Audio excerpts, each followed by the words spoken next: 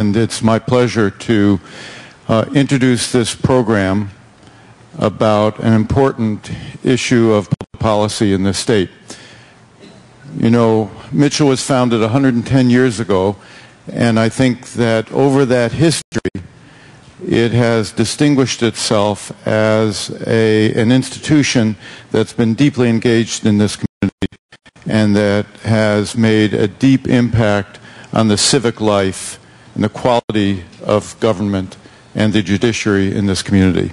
And I can't think of a better way of illustrating that point than the panel here this evening, which is made up of jurists and election officials who all were educated here, a professor here who was a commentator in the news, and the spouse of another professor here, who is also who's writing a book about the subject. So Mitchell is deeply connected, and I'm very proud of that fact. So I'd like to introduce Professor Reilly Levine, who was a regular commentator in the media on the election process, who's going to introduce our panel and moderate. Thanks, Aaron. Thanks to all of you for joining us for this very exciting event.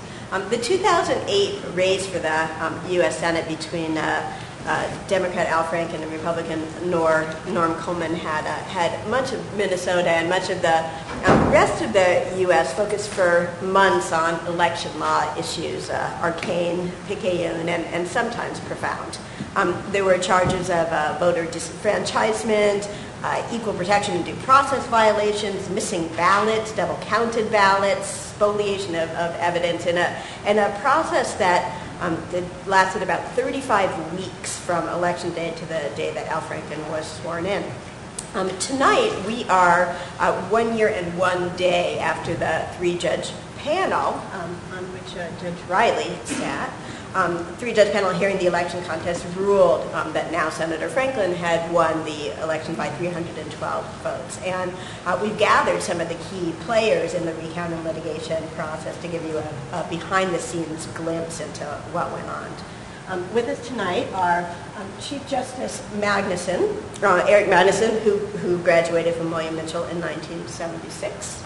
Chief Justice Magnuson, who served as president of the American Academy of Appellate Lawyers, was appointed Chief Justice by Governor Pawlenty in 2008.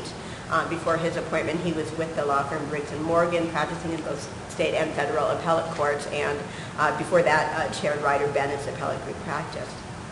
Chief Justice Magnuson served on the state canvassing board that certified Senator Franken's victory in January 2009 with the lead at that point of 225 votes. Because of his service on the canvassing board, he recused himself from the state Supreme Court's decisions relating to the election contest. And tonight, Chief Justice Magnuson is not going to talk about the Supreme Court, which he will be leaving soon, but the process by which the canvassing board was selected and the activities in which the board engaged. Next to Chief Justice Magnuson is Rachel Smith, who is currently the Hennepin County Elections Manager, and she graduated from William Mitchell in 2002.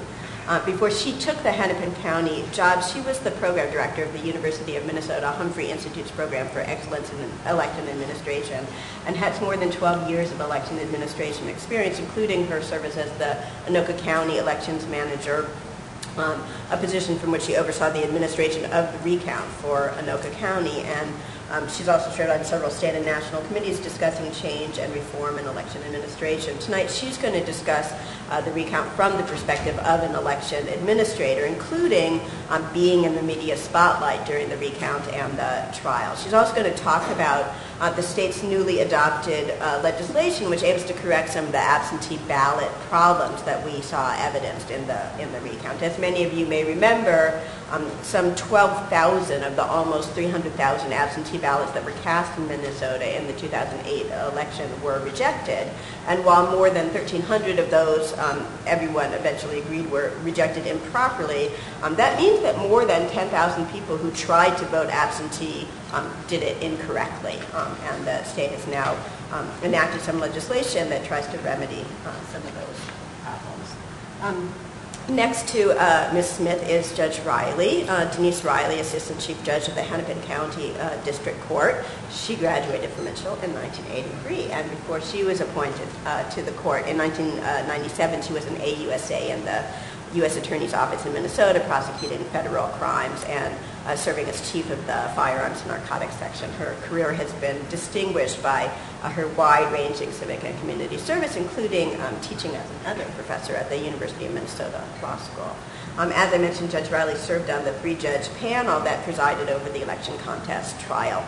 And she's going to talk about the panel's role and some of the specific challenges that the panel faced in preparing for and conducting the trial, again, under constant public scrutiny.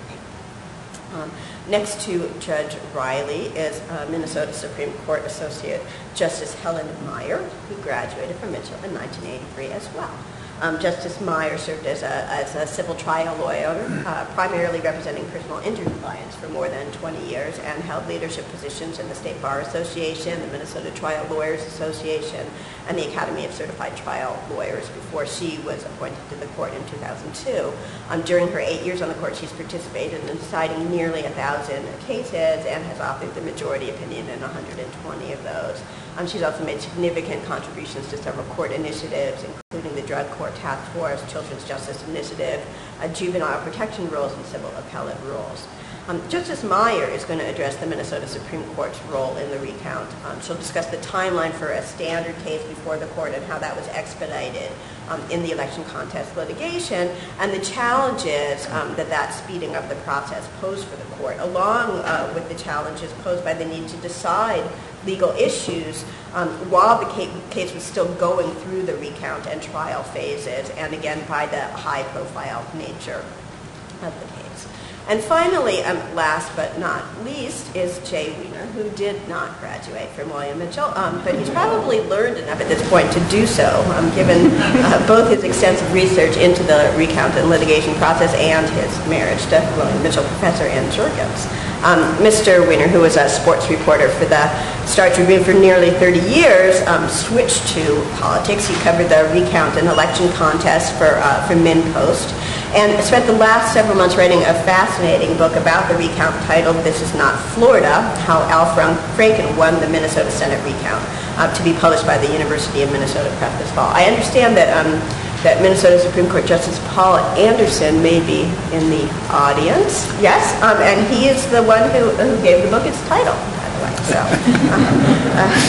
Mr. Weiner is going to talk tonight about his role as a member of the media covering the recount, how he came to the story, some of the key personalities, and his view that the election was won at the canvassing board stage. He's going to give us an overview of the entire process, which he observed in sometimes painful detail from start to finish.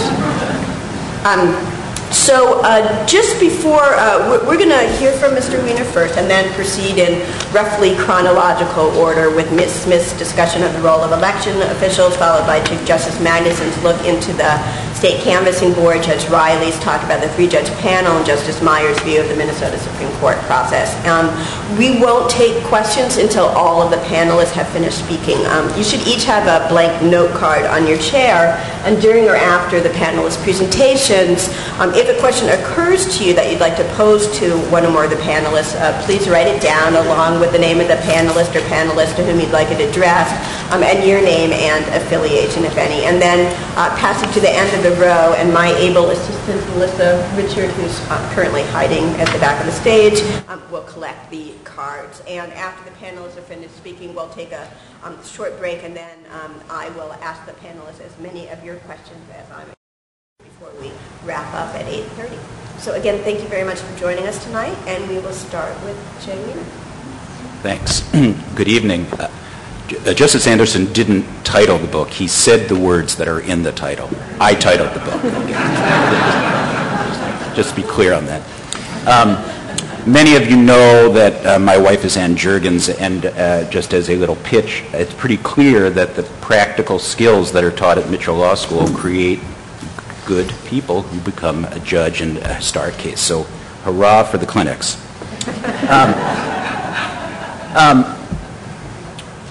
And this book is coming out in September. You have flyers at your seats. There we go. You know, I counted the chairs when I got in here tonight, and now we have more than that. It looks like there's maybe 140 people here. And if you think about it, at the end of the first phase of the recount, before the wrongly rejected absentee ballots were counted, Al Franken's margin over Norm Coleman was 49 votes. So less than half of this room out of almost 3 million votes. So that's the sort of reality that creates the intrigue, the political tension, and the legal work that was required to get us to this point today. So just think about half of this room, and you were it. I spent 8 months following every twist and turn. I did not cover the campaign between Franken and Coleman. I came in late, about a week after November 4, and then I've spent another 9 months researching and writing the book. So all told, when it comes out, I will have thought and lived this event for coming up on 2 years. I did not have gray hair 2 years ago, however. Reilly described sort of the basics of our panelists here, but I want to give you more of a blurb on what their roles really were in the recount, as honestly as I'm allowed to give it. And each of them did represent, I think, a very critical phase in the recount. Rachel was in the election official front lines and really the foxholes, and these were people who had to deal with cranky campaign workers and volunteers as the recount ensued, and then with the potential embarrassment sometimes at trial of having to admit that they had finally found a vote in a filing cabinet somewhere. She made a return appearance at the trial, and I think Judge Reilly can speak to this, but Rachel was one of the most impressive of the people who did talk at the trial about the rigors of being an election official, and I think it's fair to say she's the next generation, really, of election leaders in the state, because the other ones are really old. Chief Justice Magnuson was clearly the most critical player on the canvassing board. He might not say that's true, but I know through interviews with other members of the board that they keyed off of him and what he was deciding and ruling, particularly because he was keeping track of the idiosyncrasies of all of the challenged ballots with his own little sheet. And only he and really the Franken tech people and legal team had a real feel for the consistency of these challenged votes. And so other members of the board were always wondering where Judge Magnuson was leaning. Now, Justice Meyer was in the middle of arguably the most controversial ruling in the recount, which ultimately led to the inclusion of previously rejected absentee ballots. It was an opinion, maybe she'll talk about it tonight, that both sides could claim victory on, although in the end it was the Franken side that sort of won on that ruling, and it triggered really the opening of the rejected absentee ballots, and it allowed that 49 vote margin that I spoke about to grow first to 225 and then to 312. And it really made the trial, in my view, a lot less significant than it could have been, because the canvassing board process is where the election was won. And then there's Judge Reilly, who was a member of the 3-judge panel, and according to some lawyers, including some who are here tonight, I see a bunch of them, was the most impatient of the three on the panel. That panel's final ruling was upheld completely, almost to the last syllable, by the state Supreme Court. Before we go forward, this is like an Agatha Christie book. There's a whole bunch of people here who have shown up to make sure. There are people from the Secretary of State's office here, Bert Black and Kate Moen. I see Dave Lillehog from the Franken campaign, James Langdon from the Coleman campaign, key reporters, Rachel Stassenberger, Brian Bax, Kevin Duke-Shear, so they're all here. So this is really kind of like a reunion. So I'm going to discuss really the role of the media a bit more than what Reilly said, and I want to quickly address 3 points. One is, I think the role that the media played in the recount has to be viewed within the changing face of the outlets themselves and the way that news and information gets to people these days, from the traditional reporter at an old line newspaper to Twitter and Facebook, et cetera. 2, I think the media's role has to be viewed within the sophistication of the campaigns themselves, on how they sent the messages that they wanted to send, whether the messages were to citizens, to election officials, to the judges themselves, and then finally to donors in the campaigns. This thing was an expensive recount, and they needed donors. And finally, the recount wasn't really only a legal event. We're here at a law school, and it was full employment for lawyers, believe me, and who made a lot of money. But it was a political event, of course, because the 60th Democratic senator hung in the balance. But it was a protracted public relations and media event as well, with specifically intended audiences. First, from the citizenry themselves, ourselves, who had voted and maybe whose votes hadn't counted. And then to the election officials to make sure that they were honest and staying on top of things. And then finally to those donors around the country who were watching on TV and keeping track. Let's talk about the changing face of the outlets themselves. And I'm an example. I worked at the Star Tribune, as Reilly said, for almost 30 years. But I covered the recount for a new outlet in town called MinPost. It's sort of a newspaper on the web. It's a fuddy-duddy website. We don't have a lot of bells and whistles. We just have news stories and politics. But surprisingly, as the recount wore on, we were treated, there's another colleague of mine, Eric Black, who wrote about the recount a lot. We were treated equally, almost, to the Star Tribune and Pioneer Press, even though our readership is 1/10 or 1/20th their size on most days. And to me, it was this echo chamber that we hear about, that is the web, and the ability of the web, with its various sites and channels, to reach focused audiences in an instant. So here's an example what a typical day might be for me or for Rachel or for Brian or for Kevin. We would cover, let's say, a Coleman news conference. This would be in the early phases of the recount, mid-November to late November. The canvassing board started on November 18th. They were still having news conferences. And a Coleman lawyer would assert something about a Franken point of view. And we would then, either on our laptops or on our iPhones, write a 200 or 300 word story that we would send immediately to our websites. And they would be posted in the next 10 or 15 minutes. And then when I got home, and I lived next to both campaign headquarters, like 10 minutes away, by the time I got home to look on my laptop, my story might not have only been posted in MinPost, but would have already been picked up by G News or the Daily Cause or SenateGuru.com or some sort of website like that, and suddenly it was spinning around. And that was even more of the case for people from the Star Tribune and the Pioneer Press. So quickly the campaigns understood, or I understood, they probably understood, beforehand, that even a little engine that could might have its stories echoing throughout this news space. And not with the bang of a Star Tribune, really, but with a splash to the most interested of readers and supporters across the country. To me, it was, as Kevin Hamilton, who was one of the Franken lawyers, used to say about the Coleman case, it was breathtaking, and it really was, about how quickly things could happen. Not because they're here tonight, and I didn't know they were going to be here tonight until I got here tonight. The UpTake was the biggest little engine that could. And I don't know how many of you watched everything on the UpTake. But I call them the psychedelic C-SPAN is what they are. And they are, a midway between public service and journalism, but they just turn on the camera and life happens. And the Coleman campaign had barred them from campaign events and news conferences. The Franken campaign did not. But in the end, the UpTake was the umbilical to the canvassing board, to the world about the canvassing board process, and then the trial.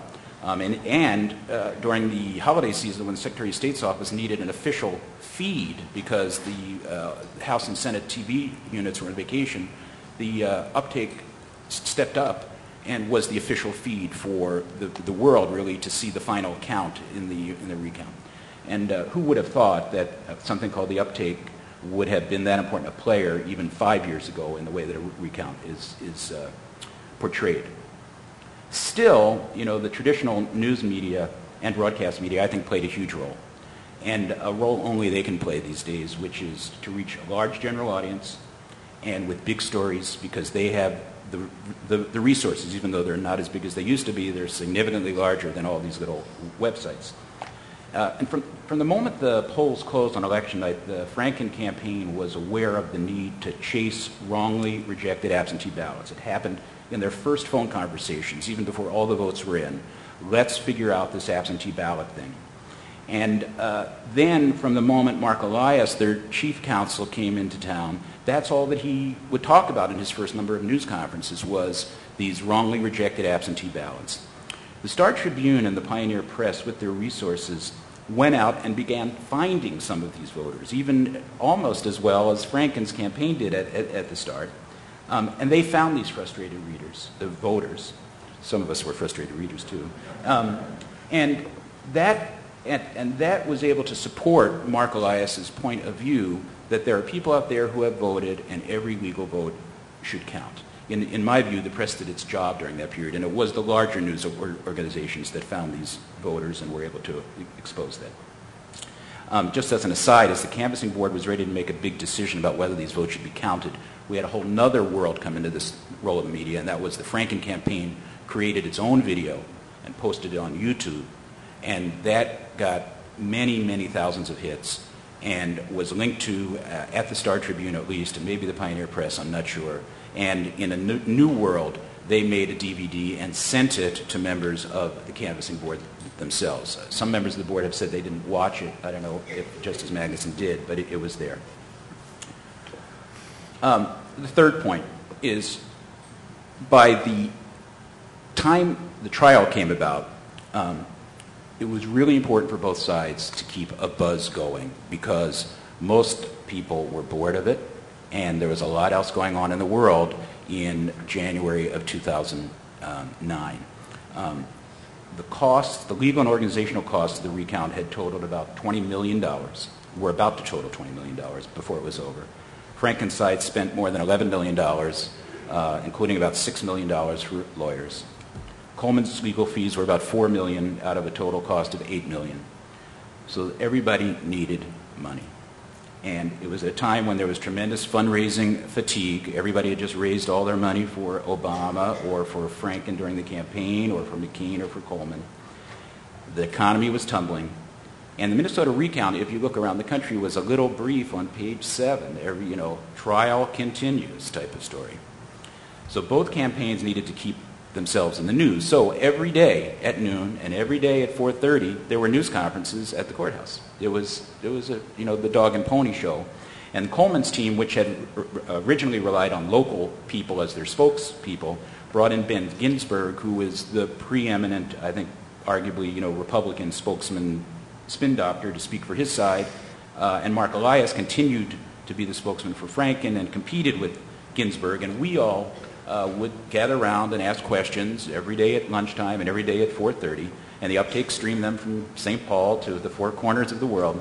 And bloggers watched and typed, and it was really all about claiming who was ahead and who was behind and what the judges had done wrong today, and whether, as it became clear that the trial was going a certain way, whether to discredit the process in general. So as much as this was a legal stage, it was a PR stage as well, sort of a combination platter. Mike McEntee and I today were talking about this at the UpTake. As much as all of us thought it was a national story, it really was not. By the time, again, January rolled around, it was extremely regional. And I think, and other people here can correct me, but by the time the trial really got rolling in February, there were only about 8 news organizations that were there every day. So, and 8 reporters that were there about every day, which would be less than a Vikings game, from my other world. The TV stations were there intermittently, but they weren't there all the time. Let me finish with this, and that is, Reilly talked about the title, This Is Not Florida, and there's Justice Anderson there, and if people don't know why it's called This Is Not Florida, it's because Justice Anderson made this comment to Norm Coleman's lawyer, Roger Magnuson, at this early first major Supreme Court hearing in which Roger Magnuson, a respected lawyer in town, who I had actually met when he was representing the twins, that's how my world's changed as well, started to imply that we were marching down a road of Florida and Bush v. Gore, which was an echo throughout this trial, of course. And Justice Anderson, and I can't really do a good Justice Anderson impression, said, counsel, you've been to Florida. This is not Florida. And he did poke. He did poke. And so that was really high drama. But Justice Anderson was right. And maybe Justices Meyer and Chief Justice Magnuson are surprised by that. But he was right. And this was not Florida. We didn't have a Secretary of State who tried to halt the recount, like Katherine Harris did in Florida. We didn't have a state Supreme Court that sided with one candidate, really. If you look at the ruling about absentee ballots, there were no allegations of fraud or even of certain groups of citizens being denied the right to vote. There are no butterfly ballots. There are no hanging chads. Any disputed absentee ballots that were in question had not been opened, unlike Florida, where those ballots had been opened and people could kind of fudge on that. We had centralized television for all of it, and from the moment on through the end of the trial, it was the first televised trial in Minnesota history, the first full one, I believe. And it never got to the federal courts because the state courts and the election officials, had done their jobs. Another major thing, Bush v. Gore took 36 days. Our recount took 35 weeks. And how Minnesotan can you get? Kathleen Gearin, who was on the canvassing board, was also a Mitchell grad, and I don't think she could make it here tonight. And Tony Trimble, who was one of Senator Coleman's lawyers, is also a Mitchell grad. I don't know if he was invited, but, history is written by the winners, or in this case, by a sports writer. So, thanks.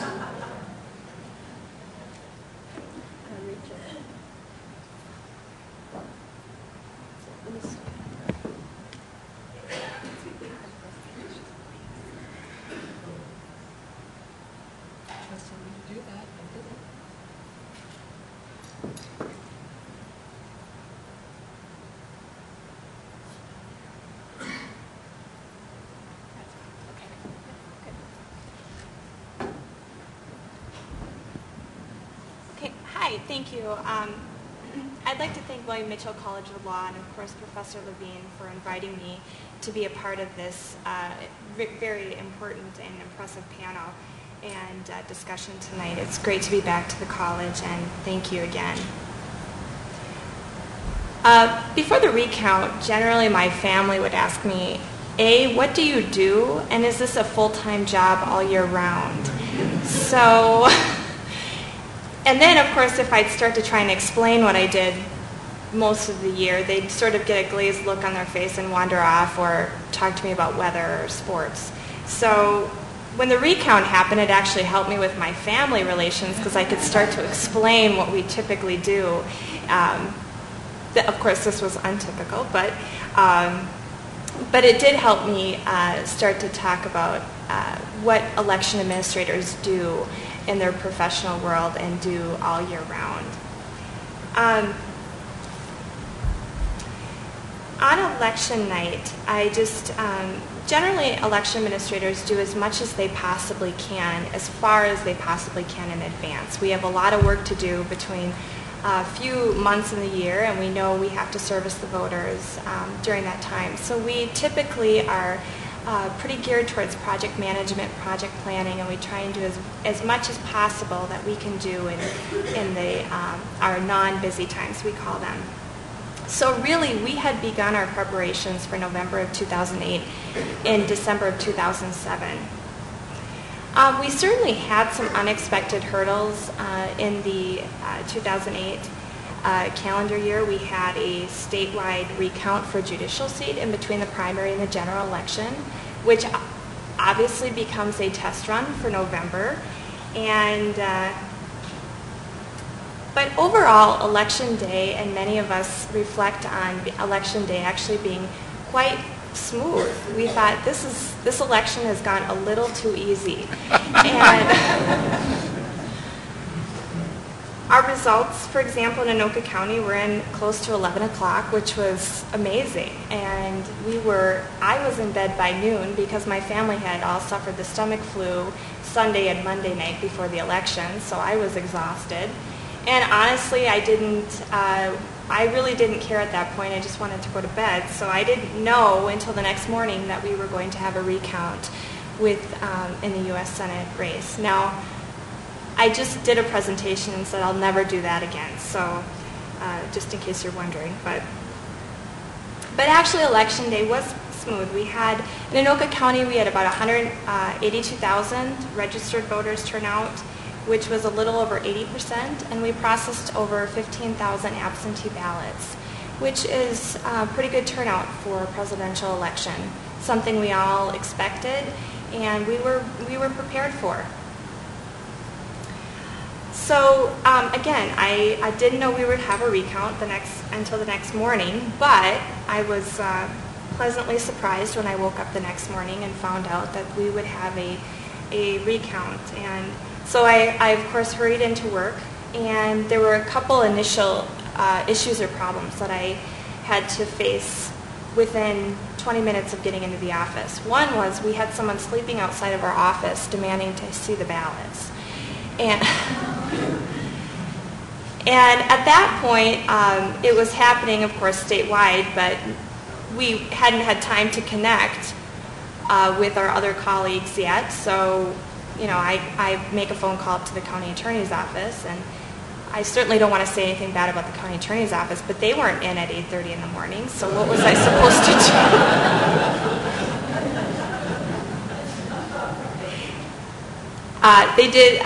We did get, it took about a little over 2.5 hours to try and figure out what exactly this person was looking for, how we needed to handle it. And it was, we would ultimately move our ballots in a special room where I was the only one to have the key, and the county administrator, I told him he had to keep it too. And, we would have ballot monitors throughout prior to the recount starting through that process. The other issue that we faced almost immediately was we had a precinct in which the election judge had accidentally run the absentee ballots through twice. And we knew right away because we compare the numbers, how many people walked through the polling place.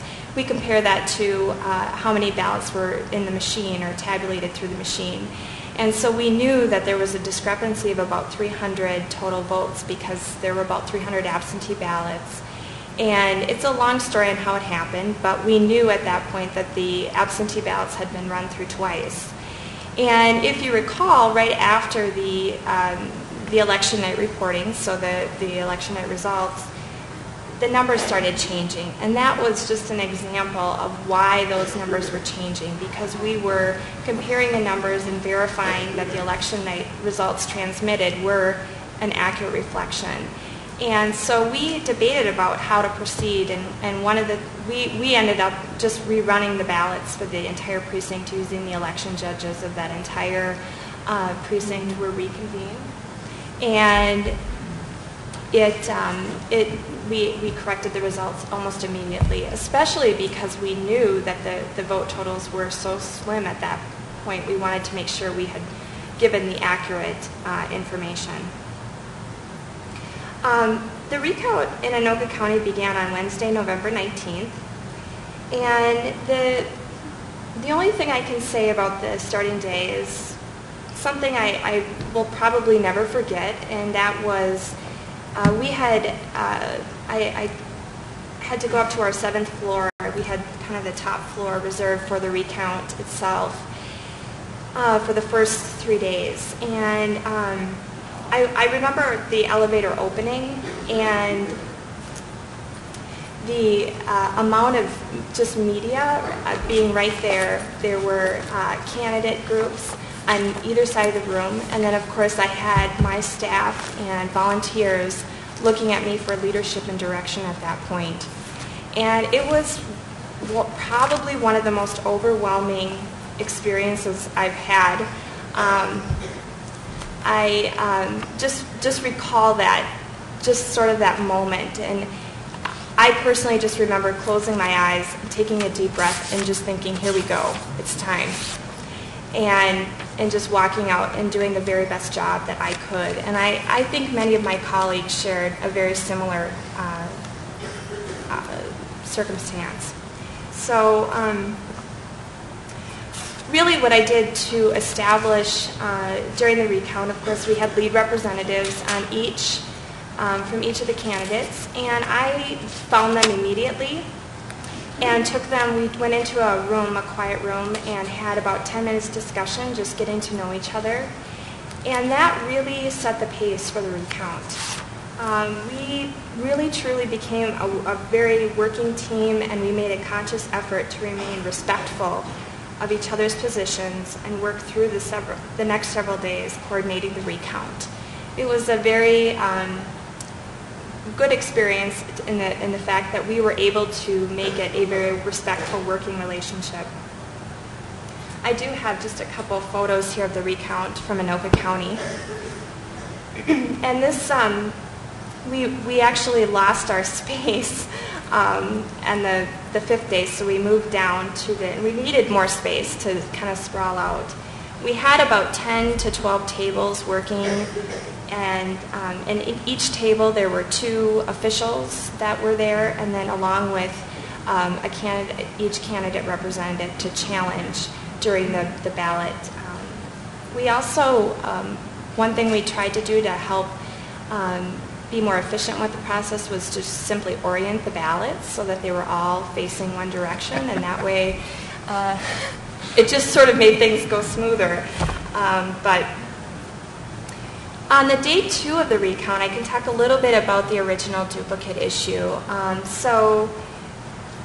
The second day of the recount, we hit sort of a minor roadblock. And what happened was that according to the rules that were made, we were required to substitute any duplicate ballots for the originals. And so how do we get duplicate ballots? How do we get originals? These are questions I answered quite frequently. But mainly, they come from absentee ballots that maybe we sent to overseas military and they came back on a lightweight paper and they needed to be duplicated onto a cardstock ballot paper so that they could be fed and read through the machines. The procedure typically is that you take the original light stock ballot and you write original number 1 and write duplicate number 1 on the cardstock and keep going depending upon how many you might have in a precinct. It seems straightforward, but after you've been working with voters all day, you have 400 absentee ballots in your precinct, it maybe doesn't quite follow the procedures 100%. So we did find that there were a few precincts in which the originals did not always match the duplicate number. And when we came across that, we were concerned because we were afraid that we might be hitting into a situation that if they don't match, are we either missing ballots or are we adding ballots? And they weren't reconciling. So we all agreed to consult with others. I consulted with the Secretary of State. The lead representatives consulted with their candidate legal teams. And then we sat in a collective conference call talking about the issue and making sure that everyone felt comfortable in proceeding. And the decision was, again, that we would follow the rules and keep the originals instead of the duplicates, even if we suspected or thought that there could have been double or missing votes. This obviously would become one of the issues at trial. The other interesting part, of course, and the recount itself and the administration was, I believe it was on day 3, we had the challenges started coming up. So day 1 and day 2, we had almost no challenges whatsoever. But it was the morning of day 3 that the candidates came in, and literally you could see hands going up at each table within 10-15 minutes of being there. Challenge, challenge, which was a little suspicious. So what was fun, looking back at it, it was sort of fun because you could almost immediately spot the strategy, and it just was sort of, looking back at it now thinking, okay, this is where we're going now. And of course we tried the best we could to talk down the challenges or keep them within the U.S. Senate box instead of just any old mark on the ballot, which at some times was the challenge. And eventually we just did what we could to keep the numbers down. Overall, we coordinated with 21 city clerks. We worked with approximately 10 counting tables each day, Wednesday, Thursday, Friday, Saturday, and then the following Monday and Tuesday. I remember when the recount ended, I felt quite relieved, but a little anxious as well. I suspected that this was really only the beginning. And then here's just a few more photos of the recount. This particular photo showed if the count was off, so if the hand count did not match the machine totals, we didn't release the machine totals to the tables at the time, but if it didn't match, we may have instructed the tables to go back and count either a second or third time. And so sometimes, especially if you had a large precinct of 2,000 to 3,000 ballots, it was a very long hand counting process. And it was, sometimes ballots would stick together, sometimes, there's only so much you can do to count accurately, hand count. So, and again, this is just one more.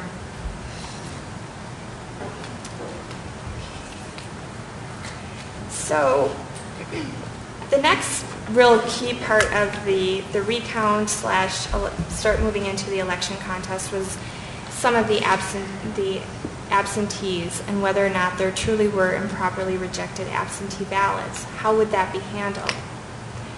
I remember updating a county canvassing board, conducting a public review. We identified the ballots we considered wrongly rejected. Spreadsheets were created. And by the time I ended up going to the recount trial, I think I had most of the names memorized. Absentee ballots can be complicated. There were at least 6 different types, each with different processing and accepting process. We had the registered, which are issued to registered voters, non-registered, which are issued to non-registered voter, military and overseas, which are issued to an overseas or military voter temporarily away from home. We had federal only, which are issued to overseas or military voter who is permanently away from home, a federal write-in ballot, and a presidential ballot. All of these ballots for election judges to understand and process correctly sometimes can be overwhelming. Some required signature matches, other required number matches. Some mandated a ballot board to review, others were sent directly to the precinct. And on top of it, the state law was a little murky on the accepting and rejecting process. There were sections of the law that said 1 through 4 were the only reasons you could reject an absentee ballot, but there were other portions of the absentee code which required you to meet certain items in order to have an absentee ballot processed correctly. There were issues that came up like witnesses being a registered voter. At what point in time did they need to be a registered voter? And should we be checking their registration status? How complete must the proof of residence section on the non-registered envelope be? And what if the voter signed in the incorrect box that's still on the envelope? The total number of rejected absentee ballots was a very small percentage of the ballots, but still important, primarily because the vote margin remained so small between the candidates throughout the recount process. As the discussions progressed on how to count and include the rejected absentee ballots, I remember feeling somewhat torn. On the one hand, of course, I wanted absentee ballots that were improperly rejected to be counted. On the other hand, I wasn't quite sure how that could be best accomplished. I knew the parties had the list of names of the rejected absentee ballots. I knew they were calling the voters. How could this process ever be fair? And I ultimately felt quite a bit of relief when the decision was left to the Minnesota Supreme Court. But it was on that cold day in late December. Oh, this is one of the ballots. I forgot this. In Anoka County, it has a whole poem on written for us, which I thought was very nice. But this is so it was on a cold day in late December near New Year's Eve. I convened one of the first absentee meetings of the state. Sitting next to Isanti County, we met with the attorneys for each of the candidates. However, within 5 minutes of the meeting, I knew we were at an impasse. The Coleman legal team had submitted an additional set of ballots to be reviewed in addition to the group already identified as the Pile 5 or the improperly rejected ballots. And I still remember my quote from the Star Tribune newspaper that day. I said, "I don't want to waste anyone's time here." I felt defeated, frustrated, and tired. I could not possibly keep up with the candidate's strategy. How could I possibly get them to agree on which ballots to include? They had the names, and we knew they were calling the voters. I went to my office after this meeting, and I got on a conference call to warn my fellow colleagues. After the call, I closed my door and put my head on my desk. And little did I know that there was this handheld video camera taking the footage, which was live streaming. It was then I became known as the Coffee Cup Girl to that blog. And I am still grateful for some of the humor that the bloggers frequently discuss throughout the recount about the attorneys, election officials, the judges, and anyone else involved. Somehow it seemed to make everything a little lighter during those times. We did make the process work. The next day, both candidates sent their attorneys back, and we did review the absentee ballots to be included in the additional count. And this is the footage taken from that first meeting. The election contest. So January through February became somewhat normal. Of course, we were responding to data practices requests almost daily. But we all tuned in to view the trial on our computers. We watched the drama unfold and watched our friends and colleagues testify. The night before the trial, we received a last-minute data practices request. And according to the Pioneer Press in the article the next day, I would drop a minor bombshell and was told Perry Mason meet Rachel Smith the day of my testimony. The last-minute data practices request would reveal a few additional ballots remaining in secrecy envelopes from absentee ballots mistakenly not fed through the machine. We would also discover some of the original ballots not counted during the recount process. How does that happen? Well, after the recount, counties were instructed to keep our envelopes and materials sealed, so all the materials that had been returned to by the precincts on election night remained sealed. And there really was never a point in which we were instructed to open or search any of the materials until we got the data practices request. I lost almost 15 pounds from November to February, and I remember shaking through my entire testimony. And then the trial was over, and the recount election contest was over. Looking back, I feel very appreciative and honored to be part of such a historical process. I felt like a public servant who had very diligently done the best that I could do. The process truly was a professional experience of a lifetime. And now it seems that our professional jobs have faded back into normal, to which election administrators are mostly grateful for. I am personally grateful to the collaborative and coordinated efforts from the Office of the Secretary of State, the municipalities within Anoka County, and I'm also grateful to all the election judges who not only served in that election, but also to the ones that I hope will return in 2010. Looking forward with the new legislation, election administrators are already in 2010 mode. We are already preparing for the upcoming election. And we know that the Minnesota legislature has passed one of the largest election bills since 1999. It was a bipartisan support, and it was created to address many of the key issues identified in the recount. Some of the highlights include a mandatory absentee ballot board for all absentee ballots to accept and reject the absentee ballots, which includes at least 2 members of different political parties. The use of ID number comparisons rather than signature matches, because we're not signature experts. and duplication and counting of absentee ballots centrally instead of sending out to the individual precincts. In addition, using the usability experts, the Secretary of State has redesigned some of the instructions, the forms, the application for the absentee voting process. We truly, election administrators, truly look forward to administering the 2010 election and implementing the changes. And of course, we truly hope that there's not another statewide recount. As for my family, they still don't always know what I do all year round, but at least they have a little bit more interested. Thank you so much for tonight. Thank you.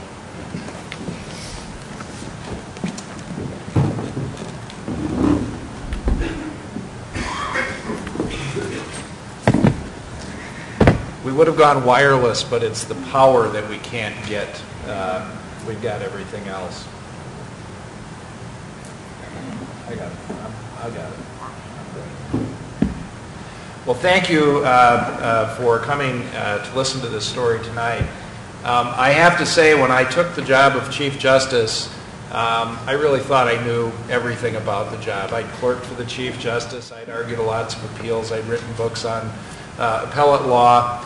And so in late August, my chambers gets a call from the Secretary of State's office, and they put it through, and someone says to me, well, we have a general election coming up this fall. Who's going to be on the canvassing board? Now, I'd been on the job a couple of months, long enough to know you never answer questions that you don't understand. So I said, I'll get back to you on that. Hung up and turned to my assistant, who's been around for a long time, and I said, Barb, what's the canvassing board? And she turned to me and she said, oh, it's in the Constitution. I thought, oh, I'll get around to reading that. I said, yeah, but what is it? And she says, well, 2 Supreme Court justices, 2 district court judges, and the Secretary of State get together after every election. And they get a bunch of reports, and they read a bunch of paper, and then they sign some stuff, and you're done. It's about 15 minutes. No big deal. So I said, well, gosh, that doesn't sound too bad. How do I pick who's on it? She says, well, you just kind of ask and see who's available. And I sent an email out, and I volunteered, and Barry Anderson volunteered, and little did we know. I'm watching the election that Tuesday night. I'm with some friends, and we're watching it, and all of them are far more into politics than I am, and I'm hearing, well, it'll be close until a certain hour, and then the returns from such and such an area will go in, and then I had somebody say, then Franken will pull way ahead, then Coleman will pull way ahead, and I wasn't paying too much attention. But I do remember going to bed that night thinking, this is really pretty close. I wonder what it'll be like when I get up in the morning. And I got up in the morning and I found out what all of you found out. And then I had to go be on the canvassing board. I've got some slides here that I think, I hope that you can see them clearly. But one of the things that you have to keep in mind is that we don't have contested recounts, but like every 40, 50 years. So there's not a lot of institutional memory on this, and people think that they can kind of reinvent the wheel as we go along. I found the Secretary of State's office and the Attorney General to be immensely helpful in this process. But I also, being a lawyer, decided that I'd do some research myself. So what I did was got out some cases. Now, they're not real new cases. 2 Minnesota 180 and 10 Minnesota 107. But they may be oldies, but they're goodies. O'Farrell versus Colby. If the judges of an election, because one of the big debates that we got into early, and I'll explain it to you in a minute, was just what does the canvassing board do? And my goal was to make sure that we did exactly what we were supposed to do, but nothing more. And the parties at varying times wanted us to do all sorts of things. They wanted us to just skip past that recount and decide who was the winner. They wanted us to, at times, to be the trial. They wanted us to judge what the election judges had done. And so I went back and we got an opinion from the Attorney General that basically says this: if judges of the election have failed to perform their duty or have decided erroneously in any essential particular, the Constitution and laws have provided an ample remedy, either by contest before the legislature or by application to the courts, where all matters are fully investigated and the parties have compulsory process for witnesses. Early on, we had to draw a clear distinction so everybody understood it, that the canvassing board was not an adjudicative body, not by constitution, not by statute, not by case law. It's a ministerial body. It counts things. It doesn't, for example, decide whether the election judges have fulfilled their responsibilities or not. That's what the trial was about. Taylor versus Taylor. It's not competent for the state canvassing board to undertake to decide whether the errors or irregularities complained of invalidated the election. That was a question for judicial, not ministerial officers. So I went from being the Chief Justice to being a ministerial officer. In the end, as one of our colleagues on the Supreme Court said, don't complain now. You're going to like it at the end. You're going to see you got the better side of it. So the other thing we looked at are statutes. Now, you know, this is the statute that implements the constitutional provision. There are county canvassing boards, and they actually do the counting and the recounting. And then there's the state canvassing board, which gets their reports and then acts on them. And it's really nice. It says duties of canvassing boards. You know, here's what you do. And then it says you go to these statutes and you know what to do. So I'm thinking this can't be all that hard. Okay, canvass of state general elections. Well, it's really into two parts. Once you have an election, the county, they're canvassed at a county level, and then they prepare their reports and they send them up to the state level. And the canvassing board reports go to the state canvassing board, who shall meet with the secretary in the Secretary of State's office. And here's all we have to do. We have to prepare a report that states the number of individuals voting in the state and each county. That shouldn't be hard, I'm thinking. The number of votes received by each of the candidates, specifying the counties in which they were cast. I had to be able to do that. The number of votes counted for and against each constitutional amendment. We only had one, and that passed overwhelmingly. Okay? So I'm thinking this isn't going to be hard. Where's the hard part of this job? Well, what I learned is it's determining the voter's intent. I will show you some websites later, but the record of what the canvassing board did is memorialized in the minutes of the canvassing board. This is, 30 or 40 pages of single-space typed minutes that explains exactly what issues we confronted, when we confronted them, and what we decided. There are no written decisions of the canvassing board. We simply voted on motions that were made. They were recorded. They're in the minutes. And we certified results. But that's all we did. So you'll see a lot of discussion in the minutes, but you won't see an order or a decision from the canvassing board. So this was one of the most challenging parts of the whole process, determining intent of the voter. And you can read this at your leisure, but let me just tell you, it starts off pretty innocuous. It says, the ballot is valid if the intent is determinable. Okay, well, okay, I get that. If I can figure out who they're voting for, the ballot counts. From the face of the ballot only. All right, I can't take affidavits or anything. And so when they get into the absentee ballots and who I intended to vote for and things like that, not my problem. Okay, votes for too many candidates invalidate the ballot. I can live with that. Votes yes or no, if the voter votes yes and no on a question, you don't count it. Okay, I get that.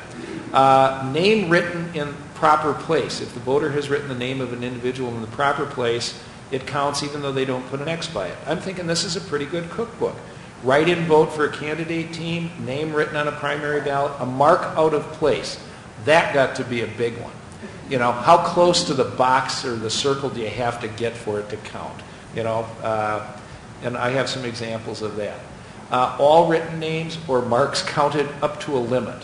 You know, if you've got 3 water commissioners and you vote for all 5, we only count 3.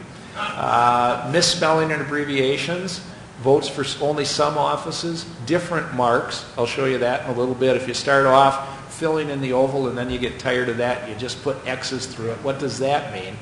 Attempted erasures, tells us how to deal with those. Soil and defacement. A ballot shall not be rejected merely because it is slightly soiled or defaced. Identifying the ballot, that got to be kind of a bone of contention. As I understand it, in some parts of the country, if you voted in a particular way and the ward boss could see that you voted the right way because you put your mark on the ballot, you'd get a little cash in your stocking. So if a ballot is marked by distinguishing characteristics in a manner making it evident that the voter intended to identify the ballot, the entire ballot is defective. Lizard people, spaghetti monster, we'll get to that in a minute. And no votes for certain officers. So I'm thinking this is pretty good. We've got this list of things we're supposed to look at. Now, if you want to study the election, the Secretary of State's office has a tremendous website on this. Okay? It's got a whole section devoted to the 2008 U.S. Senate race. It's got the Minnesota Supreme Court rulings. It's got the signed U.S. Senate election certificate. It has the recount plan, the recount guide, frequently asked questions. Because the very first thing we did when we met, our first meeting was on the 18th of November. And you remember, you heard that the 19th, the recount started. The very first thing we did was to approve the recount plan. Okay, here's how you're going to tell the county officials to gather stuff up, look at it, go through it again, and give us a report. It's got all the results that are tabulating. Specifically with regard to the canvassing board, it has everything there that we did. It's got all the minutes. It has all the tables that we looked at, all the spreadsheets that people gave us. It has far more paper than anyone should look at. So what is it that we were doing? Okay, we were looking at these. Okay, now that's a little hard for you to read, and I make a point of that because we got these big notebooks every day we showed up to check ballots that had copies of the ballots in them. And people were watching on the internet, they were watching PDF images. And what we quickly realized is the original is way better in terms of figuring out what it says than the copy. So I can take this out of the slideshow mode and I can open up this PDF, okay, and that's a little easier for you guys to read, I think. If I could just get this, that's about as big as it's going to get. So this is what a ballot looks like, okay? And this is the kind of thing that we're dealing with, okay? You've got, they started off with Franken, they crossed that out, they said Norm Coleman, and just so we were sure that they did that on purpose, they initialed it. Well now, is that an identifying mark? Well, keep that thought. And then, just so we couldn't really screw this up, I really do want to vote for Coleman. Okay? So that, we got through that one. I have no idea what we did on it because I didn't keep track of those. Now, let's see, I got to find, there it is down here. I'm used to my own computer and I'm doing this left-handed, so it's tough. Okay, so we've got that. Then we have, golly. Okay. All right, knock this off. Yeah, get a mouse next time, no touchpad, right? Okay. So then we have something like this, and we'll do the same thing here, and I hope this won't take too long. Okay, now go back to those statutes. What are we supposed to do with this one?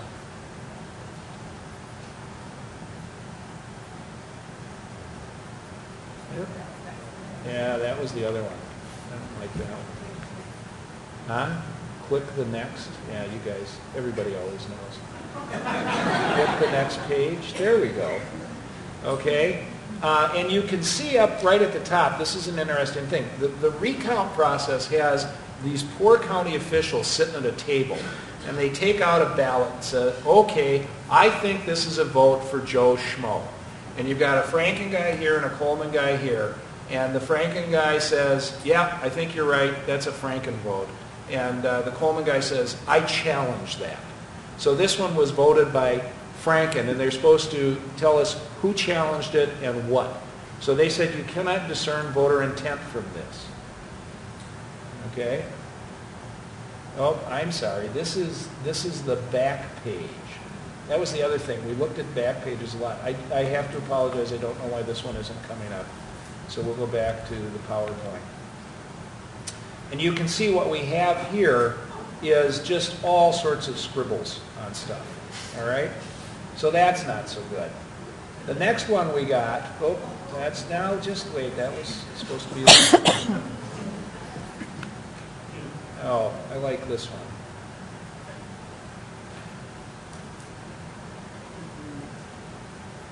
Try clicking next. Yeah, click that That arrow. Which arrow? This one? arrow. Yeah. Yeah, but that just takes us to the back of the pages. I don't know. Oh, shoot. Oh, okay. Wow. This one is stray comments. Okay, now look at this one. It's got Norm Coleman scribbled. It's got Al Franken kind of circled but crossed out. Then it says, would like Norm Coleman. And then it says, Sherry Keegler, witness, Janice Miller, witness. What do you do with that? I don't know.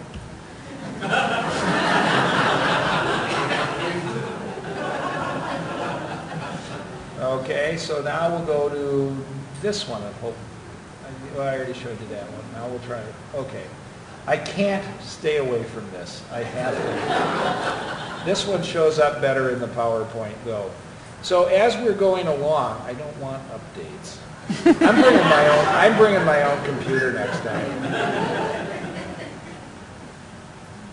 Okay. I will have this on display, and we'll be. You can take your picture with it later.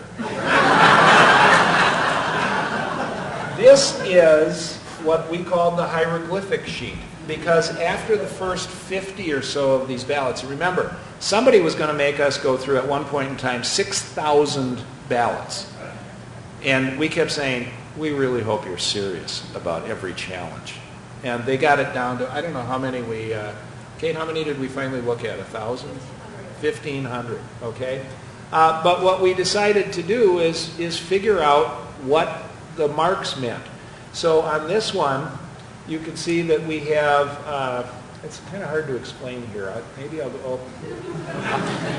go back to the PowerPoint, and hopefully I can get this bigger too. Yeah. That one won't increase. But if you see in the upper left-hand corner, I've got an oval with a mark in it and then a filled-in oval. And I put a little X by the filled-in oval. That means that we decided that as a general rule, we would count the filled-in oval and not the partially filled-in oval when it was only that much. Underneath it, it's got an X that barely touches the circle, and I say that's okay. We've got a filled-in oval just going down the side there, filled-in oval with an X over it, okay? And I say, no, that doesn't count, because that's a crossing out of the vote, we decided. But underneath it, it's an oval with an X underneath it, because what people would start to do, and you could really tell this when you had the original ballot, especially if you looked on the back, they'd start making their choices with X's, and then they'd realize, oh, I'm supposed to fill in the ovals. So they would circle over the X. And if you looked at the ballot, it was pretty easy to tell. Sometimes you couldn't. We said we can't tell. If you have, as the things on the right-hand side, a circle and an X, we call that an overvote. Overvote invalidates. If you have two partially filled ovals, we decided that was an overvote. If you had one that was scribbled in but not filled in, we said that's okay. If somebody drew a rectangle box, that would be okay. If they made a dash through all their choices, it says okay if others. Because what we decided was you're looking for voter intent. So you're trying to decide, are they marking it consistently? If you had a dot X'd out, we said that probably means somebody started to vote and decided not to. If we have a dot and a filled-in oval, it goes to the filled-in oval. If you've got a filled-in oval between the ovals, we said nah, okay? If you have a filled-in oval that touches an oval, it's not between the ovals, but it touches one, we said that counts. A lot of people thought that the blocks on the side that are for the computer reading was where they should mark their votes, and they did that. And, you know, I won't bother you with all of these. It's really funny, but the identifying marks are what caused us the biggest problem. There was some, I think she's a little old lady, because it just seems like what a little old lady would do. She voted, and then she brought a bunch of those return address stickers that your insurance agent sends you, and she glued them on by every one of her votes, and then signed her name. Now, this is somebody who really, really wanted her vote to count. And I'm sorry, the statute's absolutely clear. That's an identifying mark. Okay, but somebody who signs next to a cross-out is initialing an amendment. So it wasn't all that easy. So it says over on the, I don't know, your bottom right-hand side, initials for change equal okay, alone not equal okay. So we had all of that. Then we got to lizard people. I don't know how many of you heard the story. When this was all over, one of my former partners sent me my bumper sticker. But we started arguing about this, and here's from the Minnesota Independent. It's a report on an article in the New Yorker magazine. Okay, and this relates a conversation that I had with Mark Elias. Now it says one judge said this and another one said that. I had this whole conversation. And what they don't have in here is I used to represent a woman named Peggy People. So lizard people, when we had, write-in votes for Big John Showchunk, and Cowboy Bob Atkinson, lizard people didn't seem such a stretch to me. Okay, Mark Elias, it says, after a few minutes of discussion, Mark Elias, a lawyer for Franken, spoke up. My argument would be that lizard people is not a genuine write-in, Elias said. In other words, is not a person. Now remember, the statute says you can write in deceased or fictitious people. Mickey Mouse had a lot of votes. He just didn't register. So, do you know that for sure, one of the judges asked. That was me. Another asked, and this was me again, if it said Moon Unit Zappa, would you say, oh no, there's no such person as Moon Unit Zappa? Well, I would say that would be permissible, Elias said. Well, you don't know that there's not someone named lizard people. You don't. I was a little crabby. The judges voted to have the ballot tossed out. That's the kind of things, but we voted to have it for other reasons. Okay? Flying Spaghetti Monster stood up. The guy who wrote in Flying Spaghetti Monster everywhere. That's the kind of thing we did in the canvassing book. One of the things that was so interesting about the process for me was that everything we did was on the internet and right out in the open.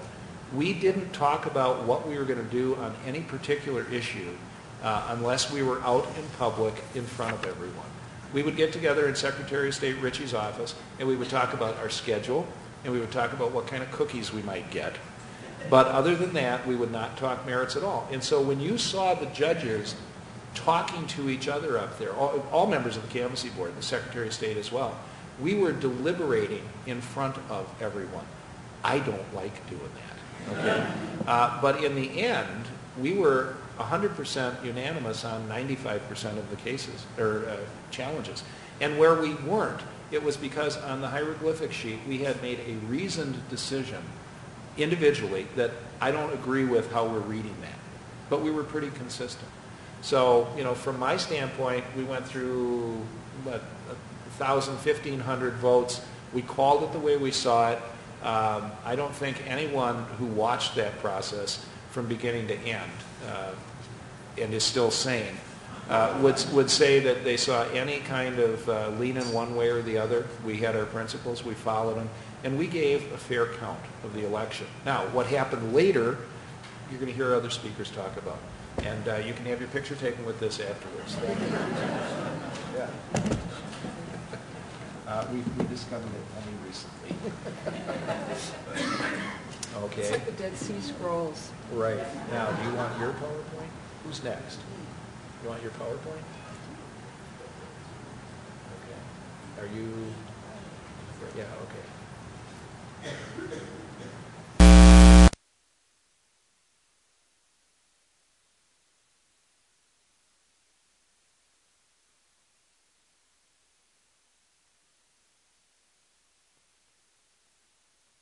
Was as interesting as what the chief just talked about?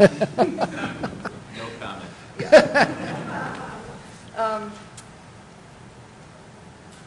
I can say that I did not pay attention much on election night, even though I knew that it was going to be close.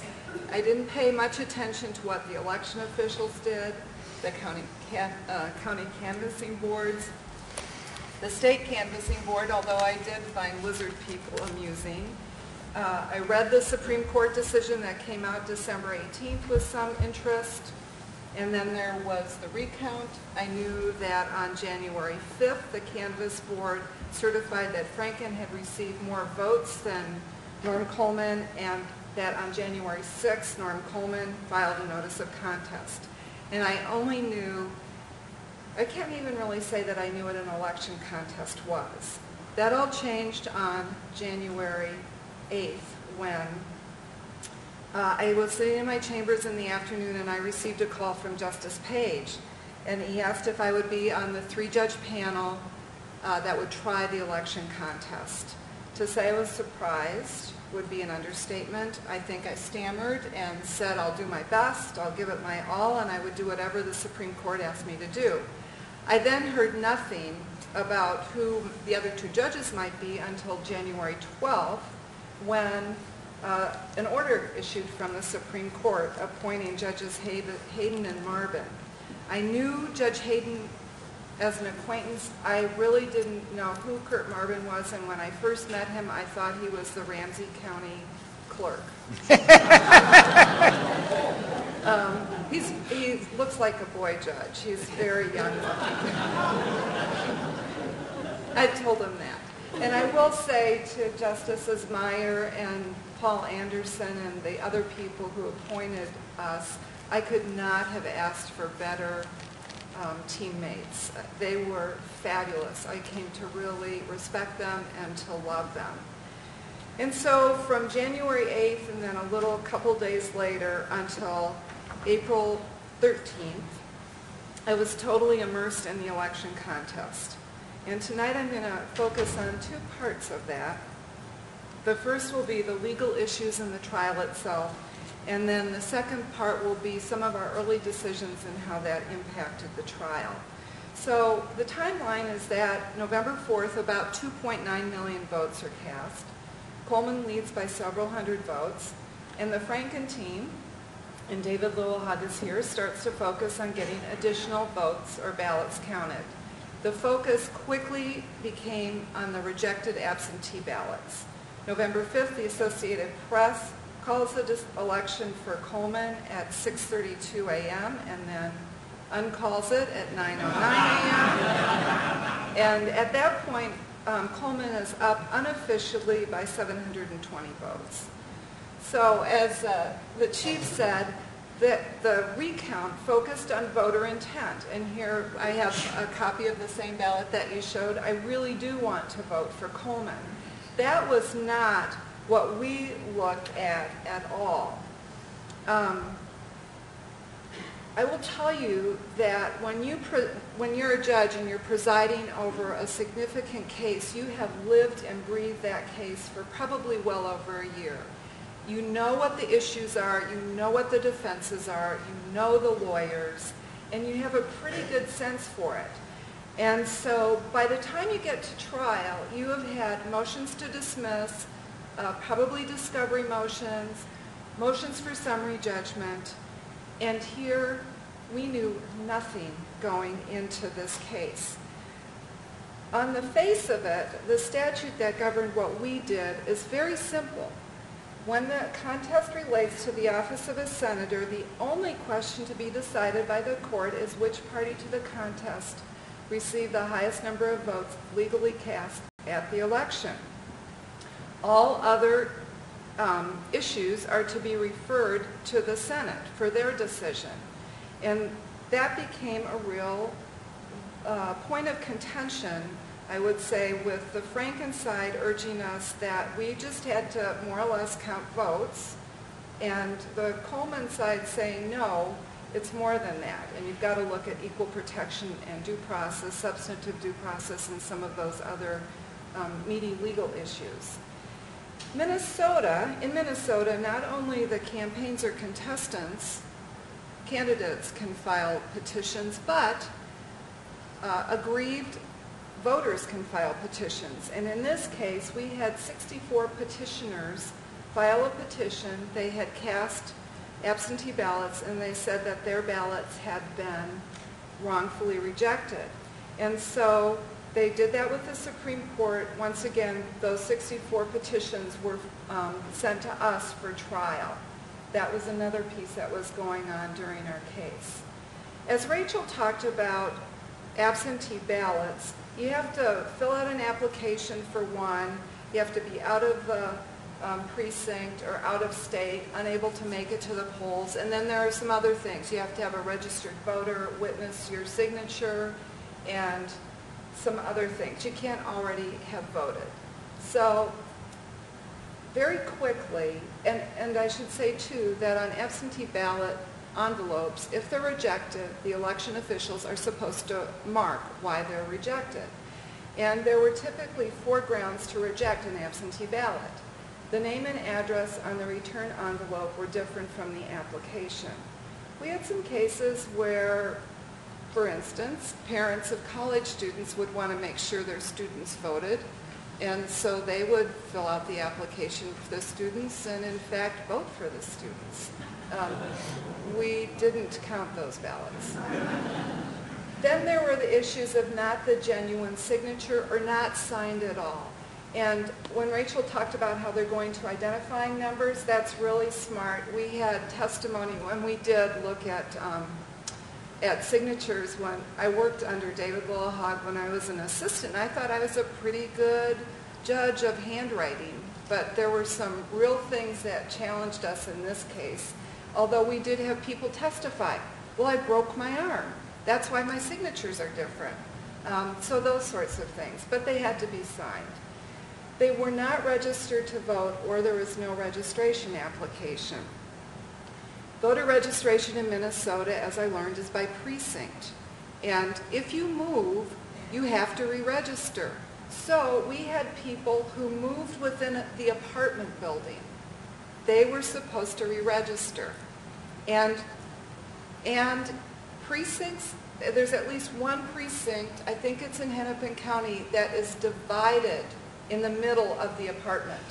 So that is why you have to do that. There was one poor old woman in a nursing home who moved from bed A to bed B in the same room. Her ballot was rejected. We said, open that one.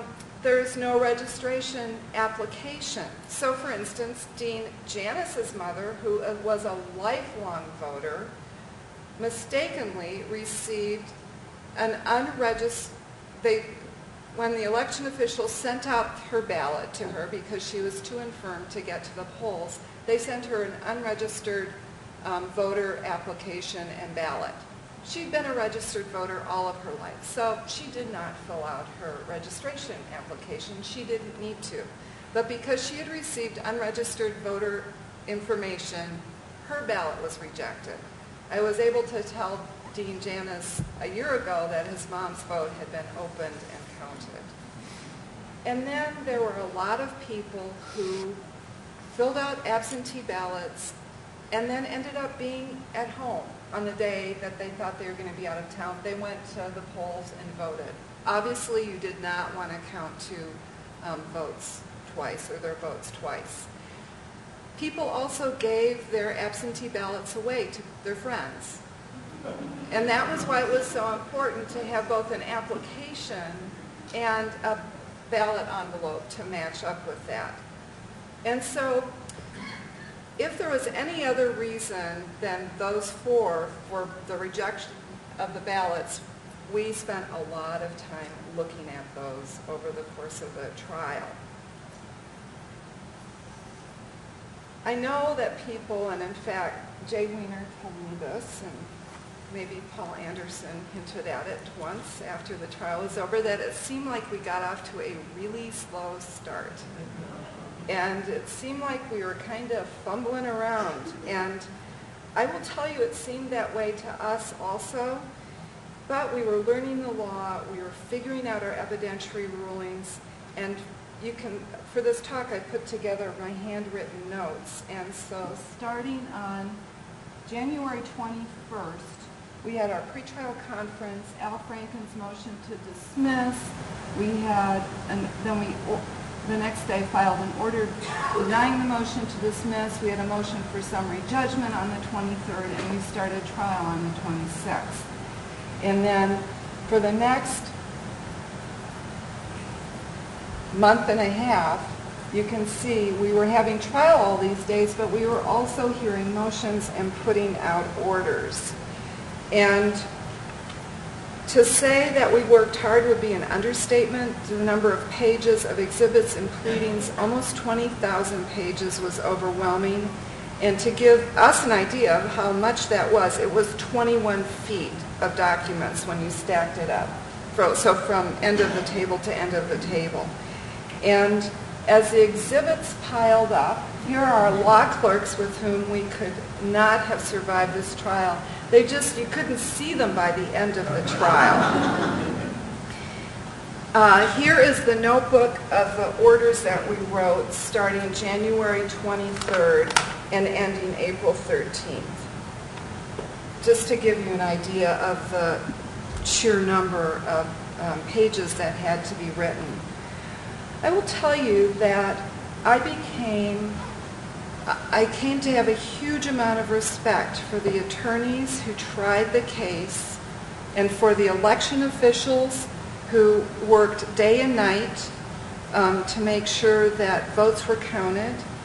And I really got fond of all of the people we met. And at the end of the trial, this is the last day of trial, we took a picture of the clerks and us and the main trial attorneys. And this is a picture that I have in my office. It will mean a lot to me for the rest of my life. Now I want to turn my attention to working on a 3-judge panel and what that was like. First of all, we had to decide how to run a trial. I had never worked with 2 other people deciding a case. And so we decided there would be a presiding judge each day of trial who would make the evidentiary rulings. Initially, we all wanted to be the presiding judge, and sometimes we would do rock, paper, scissors. Sometimes we'd do it by birth date. Sometimes we'd let the clerks decide. But I will tell you that by the end of the trial, if we were doing rock, paper, scissors, if you won, then you got to designate someone else to be presiding judge the next day. And we also didn't want a strict rotation because we didn't want the lawyers to know who was going to be presiding judge. Next, we had to decide whether to allow cameras in the courtroom. And I can tell you, I have never believed in cameras in the courtroom. That belief has been affirmed over and over again. The O.J. trial, the Anna Nicole Smith custody inheritance case, all of those things, televised trials, I thought made a mockery of the judicial system. So I was surprised when I immediately, intuitively said, yes, this needs to be televised. And I said that for a couple of reasons. It seemed to me and the other judges that the real parties in interest in this trial were the citizens and voters of Minnesota, and that they deserved to be there. We knew that Most people couldn't make it. One of our key ideals or goals, missions in our court system is access to justice. And so we thought that by televising the trial, they could have front row seats. So our first order was to allow cameras. It was a still camera, a TV camera, the UpTake you've heard about, and then NPR recording. The Supreme Court graciously offered us the use of their courtroom, which was already wired for cameras. From the outset, like Eric, I was amazed by the people who watched the trial. To me, some days were like drying paint. Like, how can I stay awake here? Which I will tell you, the part about being impatient, Jay, Liz Hayden went to a Catholic school in Le Sueur, and the nuns, when the kids would get impatient, would say, make Christmas trees with your hands and put them on your desk. And so there were times when the three of us would be sitting up there like...